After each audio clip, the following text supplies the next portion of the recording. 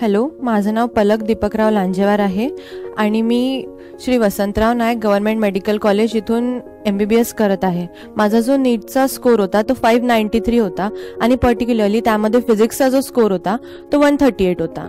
मी फिजिक्ससाठी Jayhari shape sir यांच्याकडे होती. ज्या दिवशी मी आले इथे सरांना विचारलं त्याच दिवशीपासून माझे क्लासेस पण सुरू झाले. तर पहिल्या दिवशी जसं सरांनी सांगितलं, पहिल्या दिवशीपासून तर शेवट पेपरच्या दिवशीपर्यंत मी तसंच फॉलो केलं. जसं एक्झाम्पलसाठी म्हणायचं तर सर क्लासमध्ये म्हणायचे की मी जेवढं सांगितलं तेवढं घरी जाऊन करायचं, त्याच्यावरचे क्वेश्चन्स करायचे.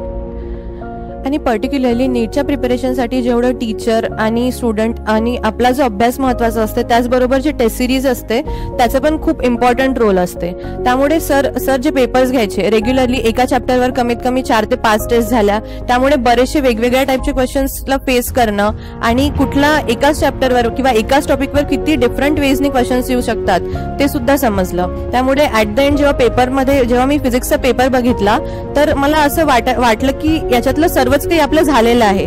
आणि त्यानंतर जे सरांचे कंबाईंड टेस्ट होते, जसं mock test at the end जे झाले ते पण सरांनी ॲट द एंड पर्यंत घेतले होते आणि मी सर्व पेपर्स दिले. त्यातला एक डाऊट पर्सनली जाऊन विचारला आणि त्यामुळे त्या सर्वांमुळे मला खूप जास्त हेल्प झाली. मला पूर्ण स्टार्टिंग पासून ते एंड पर्यंत जेवढं सपोर्ट केलं, जे मोटिवेट केलं, ज्याच्यामुळे मी आज इथे आहे, त्यासाठी थँक्यू.